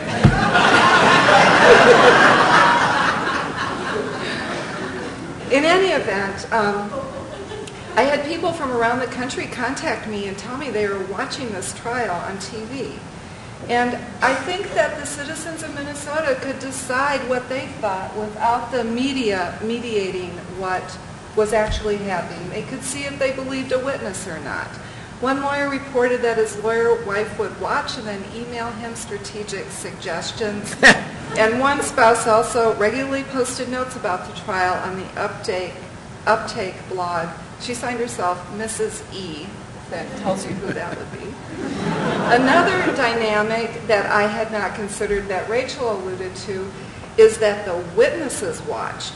So usually witnesses are sequestered, and in this case, by the time the first one or two election officials had testified, it was like each subsequent election official walked in with their outline and their spreadsheets and knew exactly what the questions were going to be, so they had notes to help them. I was concerned about lay witnesses not being humiliated, and with a publicly televised trial, I will say that the lawyers were also very respectful of that, and if they thought there was going to be something that might make a lay witness look stupid, they would ask to approach the bench, and we would kind of work it out there. And then finally, lawyers associated with trial lawyers from the offices in Minnesota and elsewhere watched the trial. And we learned that during this trial, these distant lawyers would often send suggestions, cross-examination. And anyone who's been a trial lawyer or a trial judge has seen co-counsel stand up and pass a note. And you just assume it's coming from co-counsel sitting at table. I found out later that it was coming from lawyers sitting in Washington, D.C. or Seattle or Minneapolis. I had not anticipated that. We met with the lawyers at the end of each day, and I think that that really helped to foster the kind of respect. We ironed out a lot of stuff in chambers. Unlike Eric, we were able to do some deliberations. We didn't have to have it all out in the open. And then finally, I will say that the other two judges, and I never talked about this, but it was really important to me that our decision and our rulings be unanimous. And it was never an issue. We just would sit and talk and deliberate and read cases and come back and talk again and talk with our clerks until we were unanimous on everything. And so the number 13 became kind of important because there was the February the 13th terrible, terrible decision, called that by one side, not the other. And then March 13th was the day that we ended, and April 13th was when we put out our final order. So here were the vote totals. Election night, Coleman is unofficially ahead by 725. End of the canvass, he's ahead by 206. End of the hand recount, Franken is ahead by 49. End of the recount and the fifth pile, Franken is ahead by 225, which is what the canvass board certified. By the end of our case, he was ahead by 312, and the Supreme Court unanimously affirmed our decision. We had to deal with Rule 9 and then equal protection. I will not go through all of that except to say that we decided also that Bush v. Gore did not apply. We were looking at statutory, clear, uniform standards regulating voting, and we had a statewide training program. We would not open and count any absentee ballot that failed to comply with the law, even if absentee ballots that did not meet our standards, what we decided statutory standards were, had been opened and counted earlier. We didn't think that there was a remedy authorized by Minnesota law. And we finally found that the contestants did not meet their burden on a number of issues.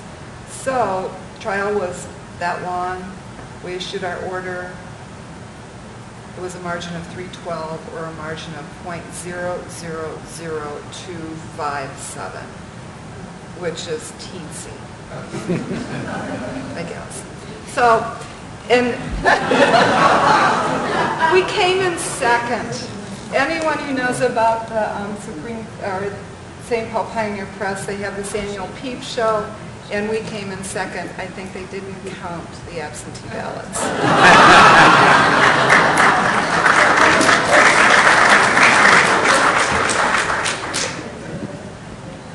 I was going to suggest that we stand up and stretch, but I think you might stand up and leave. Before you all start making Christmas trees with your hands, I do want to present a few perspectives from the Supreme Court, and I do have a PowerPoint that I just want to take a minute and put up, but I don't know how to do it. So You did escape. That's your order.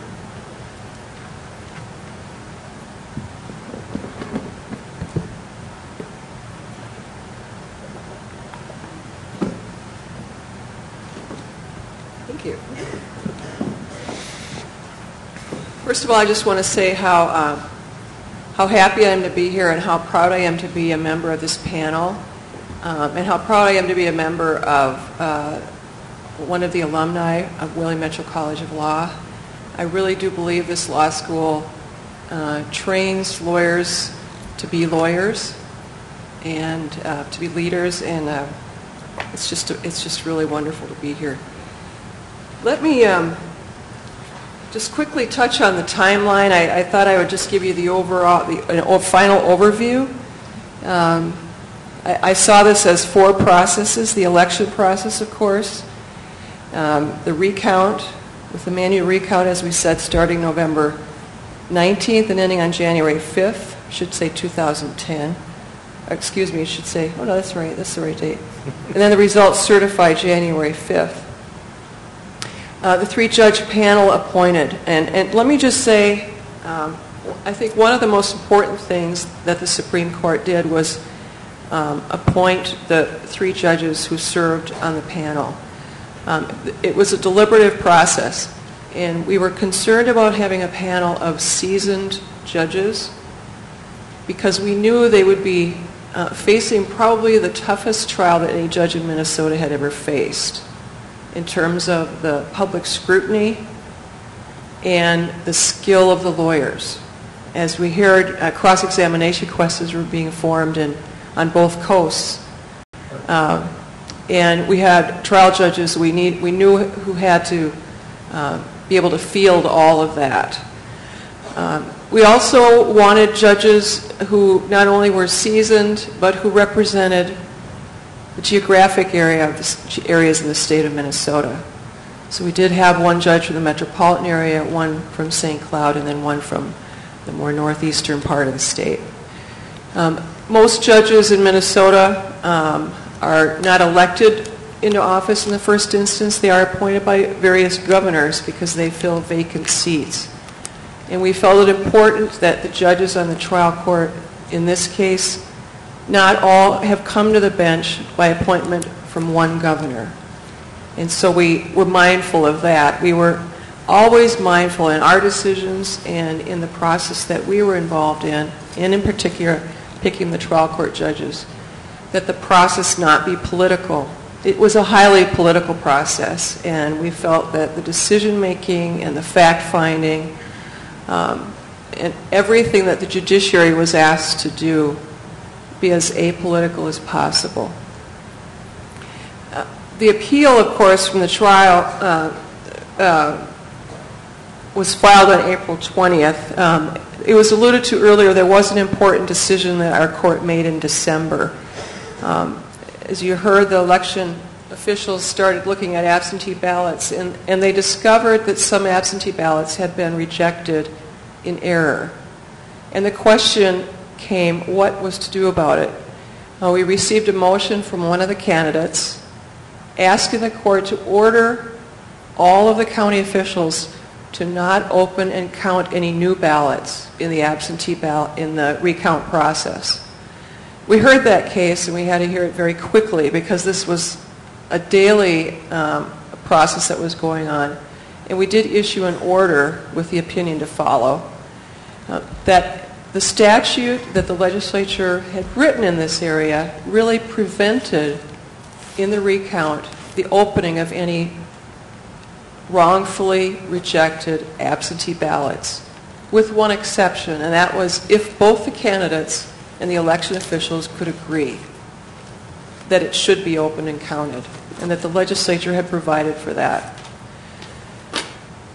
We issued an order that then the election officials and the candidates should meet and confer and agree on those ballots that they could agree on, and they did agree on a substantial number. If I recall, it was 900 some additional votes that were opened by everyone's agreement. The rest of the contested absentee ballots, we said, had to wait for the contest. And that's what, of course, the judges decided. Quick facts, 2.9 million ballots cast, 300,000 absentee ballots, a 312 vote margin, 87 counties, more than 100 recount stations. Here's the correct number, 933 improperly rejected ballots that everyone agreed should be opened, and they were added in the recount process. The issues that came to us, of course, are not that unusual for issues that come to us from trial courts. And from our perspective, aside from how much interest there was in the case, and aside from the political impact the decision would have, we approached it the same way we approached every other case. And that as we got the briefing, we were reviewing the work of a trial court. And in many respects, our role was constrained by that.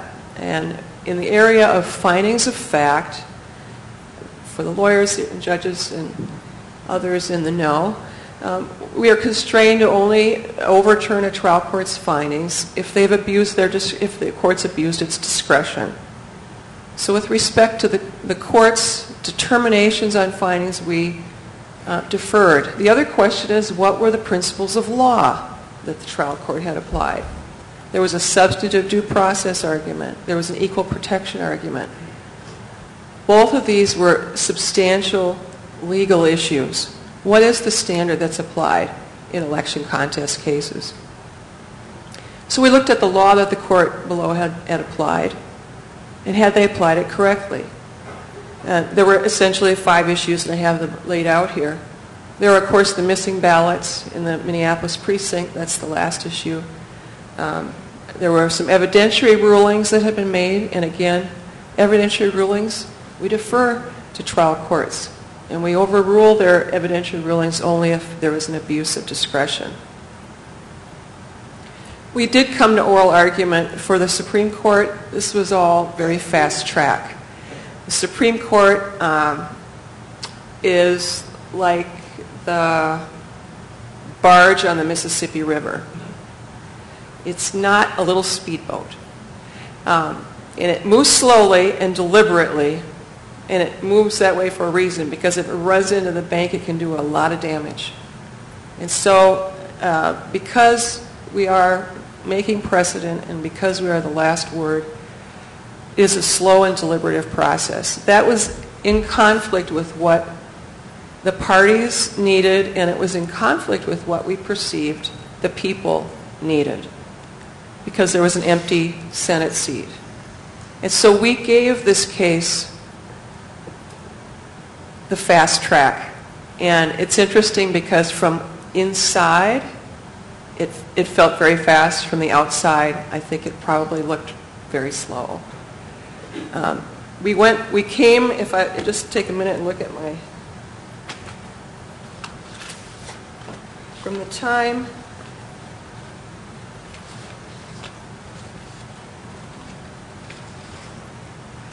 time of filing the briefs to the time of decision, I believe was 71 days from the time of filing the appeal, and that's a very short time in our world. We did have oral argument in the same courtroom that the trial took place, which was sort of interesting. Oral argument was it's a typical oral argument. It was set 1 hour, 35 minutes for the appellant, and 25 minutes for a respondent. It's interesting, we have, our arguments are on our website, and this oral argument, as you can imagine, had a record number of people who actually looked at it. Believe it or not, over 2,000 people looked at the oral arguments on the website. I'm not talking about a live stream, I'm talking about who looked at it later. The issues,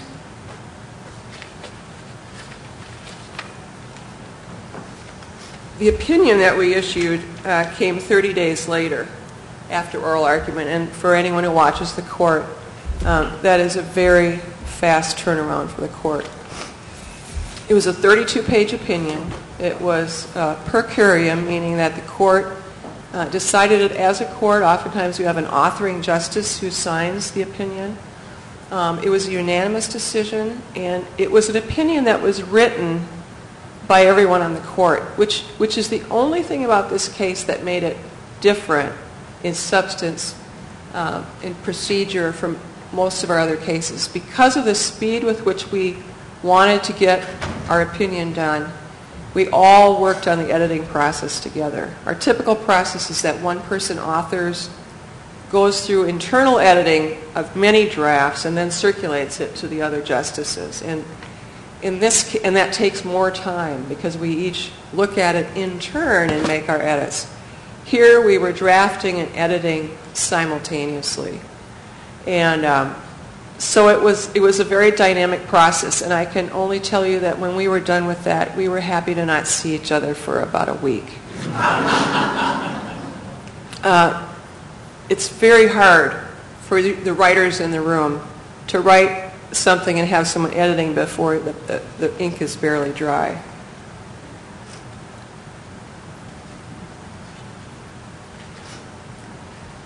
In a nutshell, the decision was that Coleman did not prove that either the trial court or local election officials violated the constitutional guarantee of equal protection. These are the highlights. The trial court did not abuse its discretion in certain evidentiary rulings, and we affirmed the decision of the trial court that Al Franken received the highest number of votes legally cast and is entitled to receive the certificate of election as United States Senator from the state of Minnesota. We did not order the governor to sign the election certificate. We did not feel we had the authority to order the governor to sign the election certificate by statute. And so we did not say that in our opinion. The governor did sign the election certificate, however.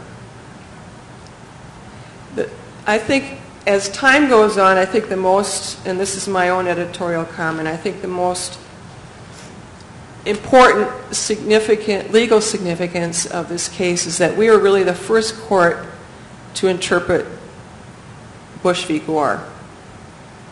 And what we said is that essentially the Bush v. Gore problem was not at play in this case. But the essence of the Bush v. Gore problem was that there were no established standards under the Florida statutes, and there were no established standards set by the Supreme Court for determining voter intent in the recount. Here, by contrast, there were clear statutory standards for acceptance or rejection of absentee ballots, about which all election officials receive common training.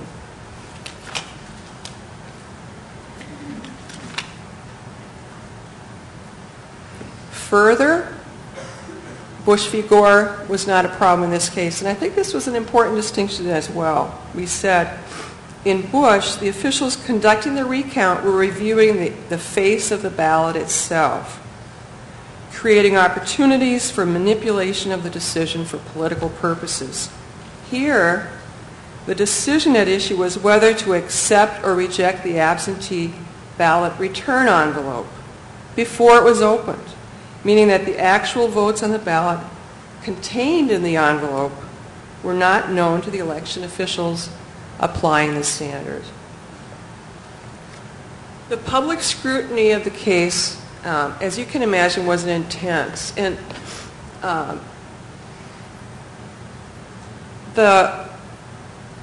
each one of us, I think, probably handled that in his or her own way. And we've actually never sat down and shared with each other how we handle it. I could tell you, I handled it by not reading a single blog during the entire process. I read, of course, headlines and heard headline stories. I did not watch the trial. I could have, in my chambers, I could have watched the trial every day if I had wanted to. Not a day went by, of course, when people would say, gee, what's going on with that case, or here's what I think about it, and so forth. And so you really had to create a cocoon because it was, there was a lot of interest in it. The most important thing that our court really focused on, and I say our court, it was really the five of us who sat on the case, is that we really, really wanted the public to feel confident in the outcome at all levels, that they had trust and confidence in the trial, and they had trust and confidence in the decision of our court. And how do you do that? The trial process, I think Judge Reilly already touched on. I think it was important that it was televised, that it was live. It was a very transparent process. In the courts, we made all the court filings very accessible. When the judges would issue an order, it was on the court's website. As soon as the order was filed, it was made electronically available. So the legal process was as transparent as it could be.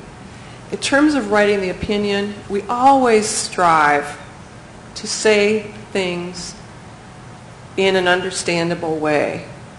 And we really, really felt it important in this case that we write an opinion that was accessible. That as much as possible, the average person, and a lot of people had followed this case, the average person could click on our website, go to the opinion, read it, and actually understand it. That's not always easy to do when you have complex legal issues at play, but that was a very important consideration, as it is in every case. But we knew that it wasn't just lawyers who were going to be reading the decision.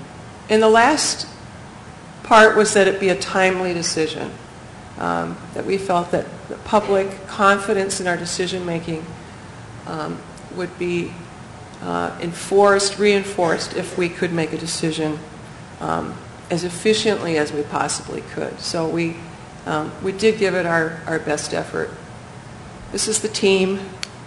I just have a little sort of self-serving quote at the bottom. The ruling, and this is a quote from Ed Foley from a Min Post, the ruling and the reasoning of the judiciary would have been the same if the positions of the candidates had been reversed.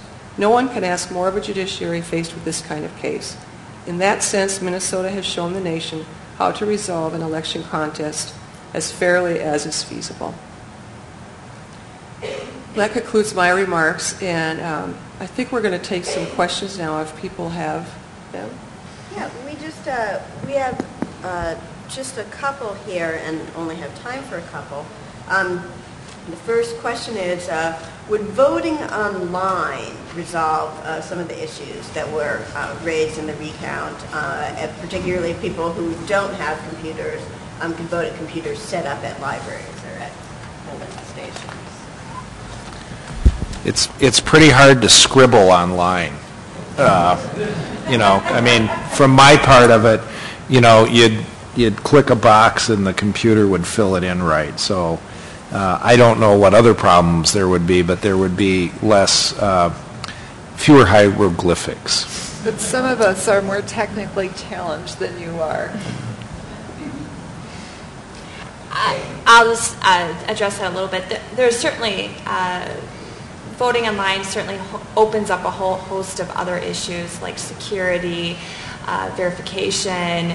So you might have it accurate, or you can't scribble on a ballot, but it certainly opens up a whole host of other issues related to the transparency. And remember, one of the best parts of the recount was that we had the paper ballots to look at and to see, and so that would be fun. And would people feel as confident not seeing some sort of paper record behind that?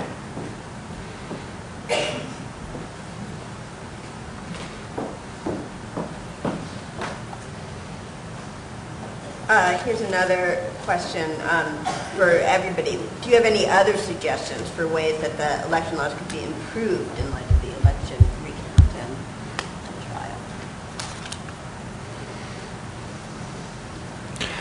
trial? The challenge here was that 3 million votes were cast, and neither one of these candidates got significantly more than the other. It was just so close. And maybe something to consider is, if it's that close and you understand that there's going to be some subjectivity in what votes are counted or not, you just have a do-over. I haven't, the nice thing about being a judge is you just decide cases in front of you and you don't tell the legislature what to do. But I really wonder what would have happened if you'd given the citizens of the state of Minnesota a chance to try it again. I think that the legislature dealt with some of the issues. I think absentee voting was a little confusing, and the need for a registered voter, and people didn't know if they were registered or not. If you haven't voted in 4 years, you're not registered. You need to re-register. If you change apartments, you need to re-register. Who knew all of that? And so, for instance, needing a registered voter to witness your signature, I think there are ways that they could make it easier and clearer. And I think the instructions could be clearer. It took me a while to figure out exactly what you needed to do when you voted absentee, and it shouldn't be that hard. I don't think a do-over is the way to do it, because we'd have a whole nother campaign, and you would also have the chance there could be another recount, and you would really lose voter turnout, I think, if things were done over in this case. I think that early voting, and Rachel can talk more about that, might be the way to go that other states have, where you can vote over the course of 3 weeks or a month. There's some issues there when a candidate dies and you've already voted for him, which came before the Supreme Court in 2002, I guess, also. But the early voting possibility seems to be the most rational way to handle a crunch. The only thing I would say about the statute is that I think there's a tension in our law that is always going to be there, which is that we want to enfranchise people, we want people to vote, and we want to count their votes. It's much easier to have a system, a law that would say, if you don't fill the oval in, it doesn't count. I mean, that's easy. It'd be a lot easier to count ballots. But obviously the legislature said, but it's going to miss some votes. And so I think anytime you design a system to capture as many votes as possible, you are going to have human judgment built into it. You could take out all the human judgment, and it would be a simpler system. But you'd probably count fewer votes. So. And it's not like the system didn't work in the end. It was just so darn close it took a long time. But when's the last time we did something like this? 50, 60 years ago? I know I'm done. I'm not doing it again. One, I think, dilemma that the jurist faces, that We do have this differing treatment in Minnesota between absentee voting and voting in person. Absentee voting is treated as a privilege, not a right, whereas in-person voting is treated as a right, not a privilege, and that means that the standards applied to absentee voting as a privilege are different. You don't, you have what's called strict compliance. You have to follow the rules exactly. And that raises some implications, I think, for how important voter intent should be. I think voter intent takes sort of a back seat when strict compliance is the rule. So I think that's one thing that we could think about doing differently. It raises other concerns. Most other states do treat absentee voting as a right rather than a privilege, but obviously there are other concerns that are raised by those issues.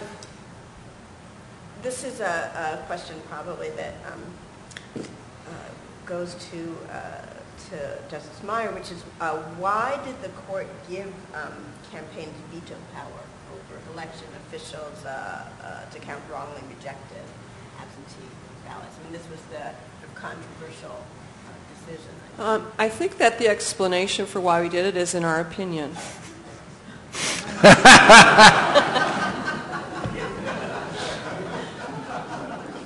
Okay. And there's one final question.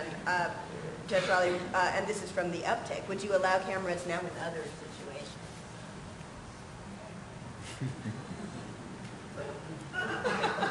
At this point, it would be a case-by-case basis, I think. And that's what the law says now, basically, Right. is if everybody agrees. It would be a case-by-case basis, I think. I'm not ready to just, like North Dakota or Wisconsin or any number of other states, say cameras in every courtroom. Great. I think we are over time, so thank you very much all for coming.